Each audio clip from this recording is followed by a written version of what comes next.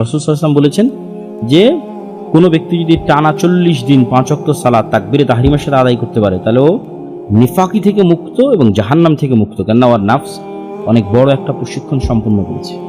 এক টানা 5 ওয়াক্ত সালাত তাকবীরে তাহরিমার সাথে আদায় করেছে, এটা হচ্ছে নাফসকে কাজ দেওয়া, প্রেশার দেওয়া। কাজ না দিলে সে ঠিক হবে না। এই জন্য ওকে প্রতিদিন দিনে অন্তত 5 বার সালাত আদায় করাতেই হবে। এক ওয়াক্ত সালাতও যদি ছেড়ে দেন, ওকে যদি না আদায় করাতে পারেন, তাহলে দেখবেন যে অন্য রাস্তায় চলে গেছে। এই জন্য মানুষেরা দুনিয়াতে যে যত গুনাহে লিপ্ত আছে, প্রত্যেক গুনাহ থেকে বাঁচার রাস্তা হচ্ছে সালাত। প্রত্যেক গুনাহ, আপনি এখন সুদে লিপ্ত থাকেন, ঘুষে লিপ্ত থাকেন, এগুলো সবই নিজের নাফসকে কন্ট্রোল করতে না পারার কারণে। জেনায় লিপ্ত থাকেন, অবৈধ সম্পর্ক, সবগুলো হচ্ছে নাফসকে কন্ট্রোল করতে হবে। তো নাফসকে কন্ট্রোল করতে লাগে তাকে প্রশিক্ষণ দিতে হবে, লাইনে নিয়ে আসতে হবে। ওকে লাইনে নিয়ে আসার জন্য 5 ওয়াক্ত সালাত আদায় করতে হবে। ওকে আপনি 5 ওয়াক্ত সালাত আদায় বাধ্য করেন। 5 ওয়াক্ত সালাত আদায় বাধ্য করলে যখন আপনার কন্ট্রোলে চলে আসবে, তখন ধীরে ধীরে আর অন্য বিষয়গুলোরও রাস্তা আল্লাহ সুবহানাহু ওয়া তাআলা আপনার জন্য সহজ করে দেবে।